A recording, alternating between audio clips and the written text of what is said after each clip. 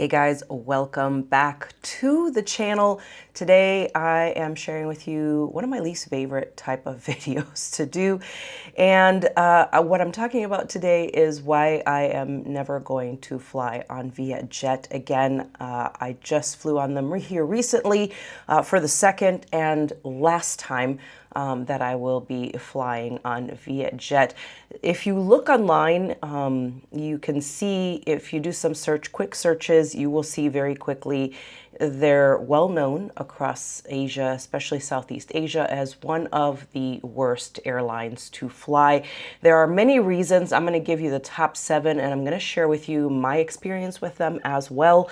And I brought my actual literal receipts that I'll be showing you of what occurred with VietJet, and it just was incredibly frustrating. And you know, as my husband and I are full-time travelers, we sold everything in the US and we travel full-time all around the world, been to over 60 countries, flown so many different airlines.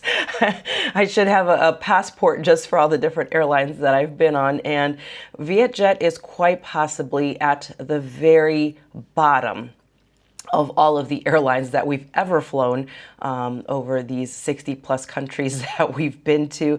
And it's just a shame, really, because not all the Vietnam airlines are like this. And as a matter of fact, I'll tell you right now that your alternative is to either fly Vietnam Airlines. If you're going to fly a Vietnamese airline, I would stick with Vietnam Airlines. It was actually really great. I had a really great experience on that, and I'll be sharing my experience on a recent flight on there on business class for a little bit, kind of a medium haul flight on them. But this video is not about Vietnam Airlines.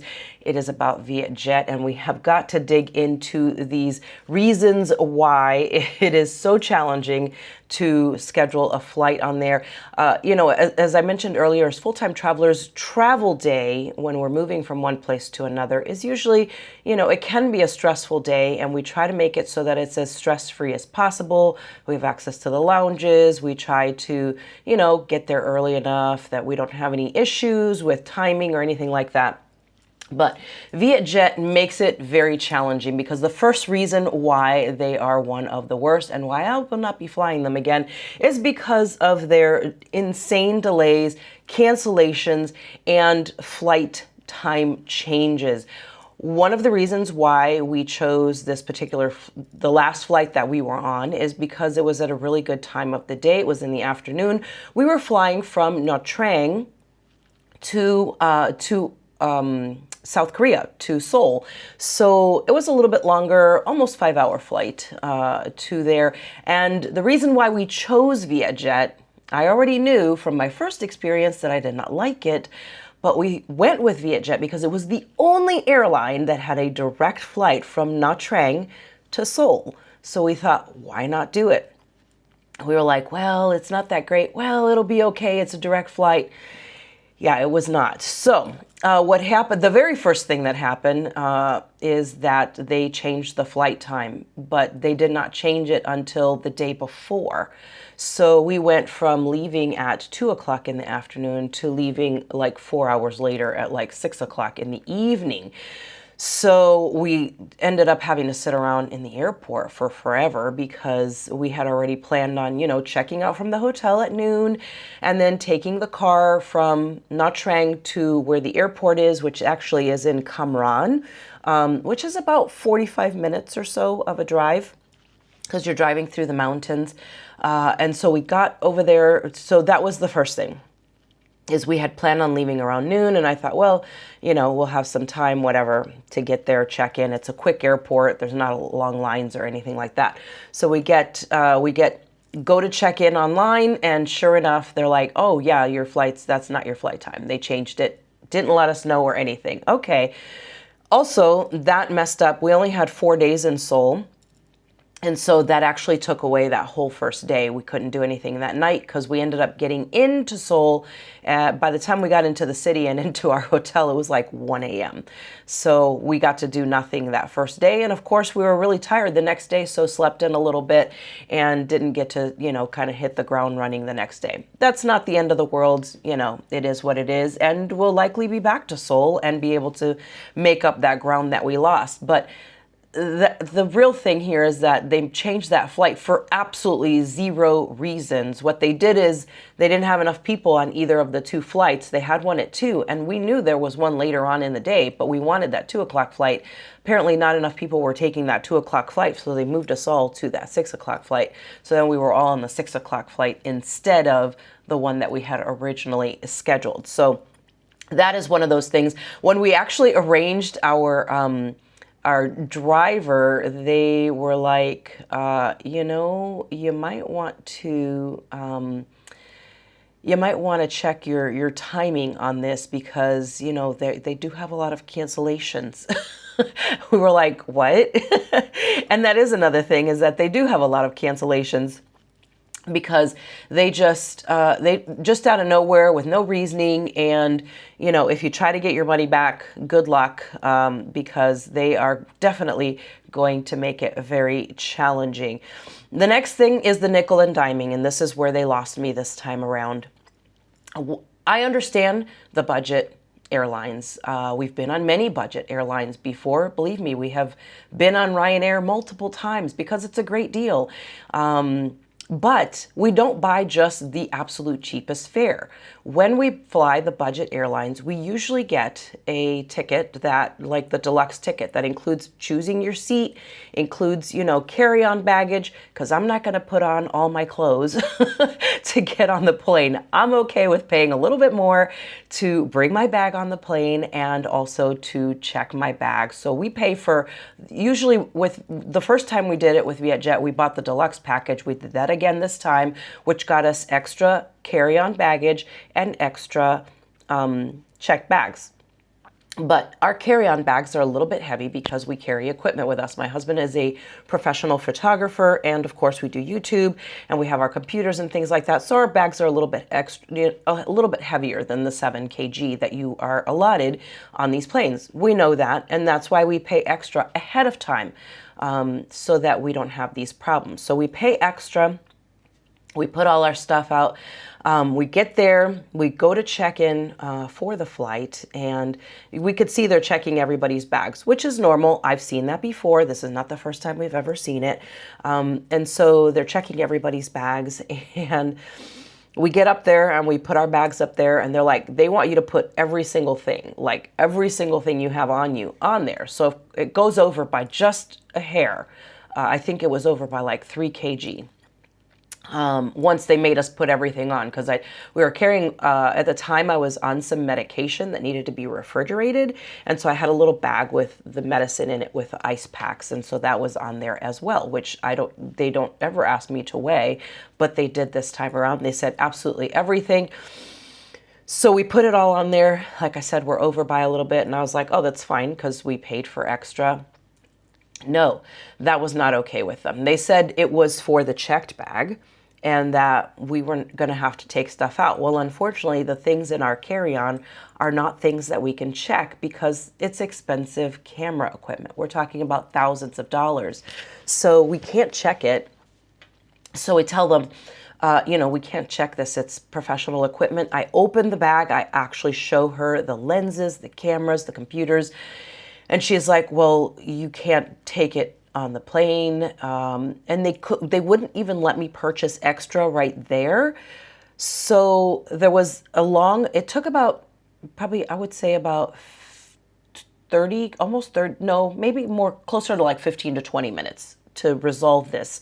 And you'll be shocked by how this ended. So they're calling somebody, supervisor, whoever, and they're fretting, because I said, you're going to be responsible for this if something happens to it. We're talking about thousands of dollars. And so, they were a little bit concerned. We were very concerned for our equipment. And so they ended up saying, here's what you can do. So instead of allowing me to purchase more baggage weight or whatever, or pay the overweight limit for the carry-ons. Our check bags are fine. They're always fine. We always have them underweight. That's not a problem. We don't have to check a ton of stuff. It's just the carry-on that's usually the issue because the equipment is heavy. She said in order to bring it on, the only thing that we can do is this flight is not full, so you can buy an extra seat. Mind you, we already paid for the deluxe, so we're sitting in those first few rows. We're already paying extra. We paid extra for the seats. Our tickets for this flight were about $300-ish already. So they said you need to buy an extra seat to cover the overage of the luggage. And it was both of our bags that were a little bit over. I'll say that as well, but we had both bought the same type of tickets, so it should have been covered for what we paid. But they kept saying that it didn't cover the carry-on bags, that it covered the checked-on bags, which we would never do because we know that our checked bags are not overweight. And so we never need extra checked bag. We always need cabin bag extra weight. So she says the only thing you can do is buy this extra seat. And I said, well, how much is this seat? It was $370. I'm going to show you the receipt here. It was 300 and I think once you did the translation, I'll look at it right now. It's the conversion. It's 9,819,000 Vietnamese dong, which is I think about 372 USD. To get we're talking about, I think about 4 to 5 kg over between our two bags for $372 to get it on the plane. And, at the end of the day, we're trying to get to Seoul. We have the money that we can cover it. It's just the frustration, I think, of having to put up with the nonsense of them just nickel and diming you. And that's really where it comes down to the wire. I mean, they've charged people for, for water, for everything. Now, again, our meal and our drinks were included on this flight because we bought that deluxe package, but we had 3 of us then. So the only plus side was that we knew we had 3 seats because it was a A320 321, and so it was 3 and 3 seats, so we had a whole row to ourselves, but we were probably going to have a whole row to ourselves anyways. So it was very frustrating. The nickel and diming is just insane, and you will see it. They are very maniacal about the weighing of those cabin bags because that's where they make their money, and that's coming from above. You could tell too, what I thought was interesting, you could tell that the staff was a little bit frustrated with having to do this. Between them, you can kind of tell if you read their body language when they were chatting amongst each other.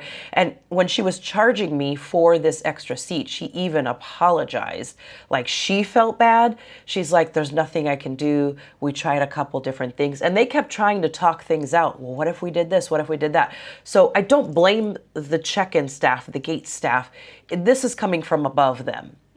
This is the company. This is VietJet. This is what they do. It's a shakedown company, and they're going to shake you down in every way that they possibly can. The next thing is zero customer service. They just don't care. While they do there, like I said, at the gate, they did seem to, be a little bit frustrated by the situation, that they couldn't assist and that they knew that they were fleecing us. But above, like I said, it comes from above. The company itself does not care, and customer service is nowhere, in the realm of possibilities for them. They are not going to take care of you. They are not going to try to take care of you. If you get a flight cancellation when you're at the airport, good luck. The lines are going to be 4 to 5 hours long, and I'm not joking, to try to get something. And legally, they do owe you 25 to 50% of your ticket back when they have delays. Like if your flight is delayed over 4 hours, which ours was, good luck getting that money because it's never going to happen. Thousands of passengers, this is how they make their money, moving stuff around like that, not having to give you money back. And that's under Vietnamese law, that they're supposed to give you that money back. They don't care. They just don't do it. As a matter of fact, that's why they are constantly being fined by the Vietnamese government itself. That's what's so wild. Even the government knows that they're not a good company. Their planes are old. And you can tell. You sit in the seats and it feels like you're just sitting in a cheap plastic chair. The covering that's on there is just something is just a barrier. a thin barrier between your rear end and the plastic that's underneath. They're so cramped, they're so small. The seat pitch is almost non-existent. Like if you lean your seat back, it's barely going to move. It's worse than Spirit, Ryanair, which we've been on as well. Really bad. I've heard reports of even insects, roaches and things on planes. I personally have not seen or experienced it, but I have read reports from people once I started looking into this a little bit deeper about that. The aircon, you're either going to freeze to death or you're going to burn to death on this plane. I usually bring a fan with me anyways when I'm on planes in case it's warm or if we have to sit and wait for a long time. I don't like to feel like stagnant air. I'm not necessarily hot, but I don't like to feel stagnant air just kind of sitting there. And when the air isn't working, it's just not good. The first flight, VietJet flight that we were on, the air wasn't working very well. So it's a little bit toasty in there. It did cool off once we got into the air for a little bit, but this flight, we actually froze because it was so cold. The next thing is that they do some really sketchy advertising. If you look this up, back in 2018, they did a stunt where they would bring bikini-clad ladies onto the planes to do a performance and then take them off. Like, it was just very creepy and bizarre marketing that they've done in the past. And it's just like, it just doesn't make any sense for a professional company to do that. And even the way that the staff dresses, guys, they've got flight attendants in shorts, which just doesn't make sense at all. It's just, the whole thing just seems so unprofessional and it just feels so unprofessional. The next reason is their terrible safety and regulation issues that they've had on Skytrax, which is, you know, the way that we track our airlines, how good they are. They get a 3 out of 7 for their rating for past incidents. And although they've never had a fatal crash, that's the good news, they have had a very long history with, you know, as I mentioned earlier, their aircrafts are on the older side, A320s, A321s, and they haven't taken very good care of them, and they're just old. They need to update their fleet, and they haven't done that. And so there are lots of problems, and that's where a lot of these cancellations come from engine trouble, you know, also trouble with staff. They've had issues with pilots being arrested for, you know, being intoxicated before a flight and things like that. In 2019-2020, the Vietnamese CAA grounded dozens of their flights for repeated safety violations. So they're still holding that 3 of 7 rating from airline ratings and Skytrax as well. So it really doesn't bode well for them. The next one is how they treat their staff. And this is what I noticed, and I think that's why these girls were so frustrated when the gate agents or when the check-in staff, when we were talking about, you know, this whole luggage situation, they were frustrated because they knew that we were right, that this was outrageous and that this was, you know, sneaky to say that this was for checked luggage and not for cabin luggage, when we knew full well we were buying it for cabin luggage because we know that's where we're always over. And you could just tell that they were almost scared of the higher up that they were speaking to when they were speaking to them on the phone. And it's just on record that they just don't treat their staff very well. And I think that that's not great because that does trickle down to the passengers, to the customers on their flights as well. It's just a very, you know, toxic cycle for VietJet.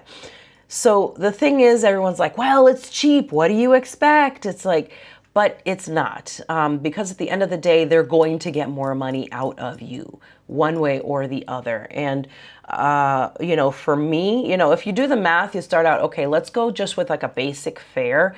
And if you're going from, say, Ho Chi Minh from Saigon to Hanoi, you could get a flight for like $25 on VietJet. but that's with nothing. So if you're bringing a cabin bag, if you're bringing a check bag, if you know, want something to eat on the plane, if you want a drink, all those things, it starts to add up, and it adds up very quickly. So that $25 airfare is not really going to be $25 unless you're bringing absolutely nothing on you, or if you're just going to wear your things. And quite frankly, I'm not going to be that person. I'm not interested in wearing my clothes to save, you know, 50 bucks. And, you know, I'm just not going to do that. That's just not me. I'm more than happy to just pay the money up front, not pay for an extra seat if I don't have to, which I didn't think I would have to. It was just really shocking to me that I ended up having to do that. So final verdict is I will definitely not be flying this airline again. We both said that as soon as we got on the plane. We were like, let's hope we get there and we will not be doing this again. It was just incredibly frustrating, and it set off, you know, a frustrating travel day for us. Try to shake it off, but it's just really annoying that they do this, and they do it on purpose, and they time it just right, that they know, okay, well, you're at the airport. We've already moved your flight 4 hours, so now you're stuck because you're then going to have to fly a different day if you try to change your flight or try to book through somebody else. So you're really stuck. And like I said earlier, your alternative is to fly a different airline. And I would definitely choose Vietnam Airlines. We've had great experiences with them. It's a really good airline. Staff is amazing. And just, you know, the service is really good overall. And what you pay for is what you pay for. And they don't nickel and dime you when you get there. And they actually don't even, I don't think I've ever been on a Vietnam Airlines flight where they weighed my carry-on even. So never really had a concern for that. They usually just tag it, but they haven't weighed it. So I think definitely never again going to be flying VietJet. I don't know about your experiences, if you guys are lovers of VietJet, if you're okay with that. But like I said, we've flown many other very budget airlines in the US, throughout Europe, throughout other Asian countries, and just never, I would actually even recommend AirAsia over VietJet if that was a choice for you as well, because it's actually going to be a better experience. And yes, it's also a budget airline, but if I'm going to do a budget airline in Asia, especially Southeast Asia, I would go with AirAsia if you're looking for a budget airline. If you're looking for a regular airline, Vietnam Airlines is better, but I just don't think VietJet is going to get our business again. I would actually prefer to have a layover somewhere than to book a direct flight again through VietJet. So hopefully, guys, this is helpful to you. If you have questions about our experience or want to share yours, go ahead and share that in the comments section. Guys, I hope you enjoyed it. I hope it was helpful to you in trying to decide if you're going to fly VietJet or not. Then go ahead and give me a like if it was helpful to you. I'll see you guys next time.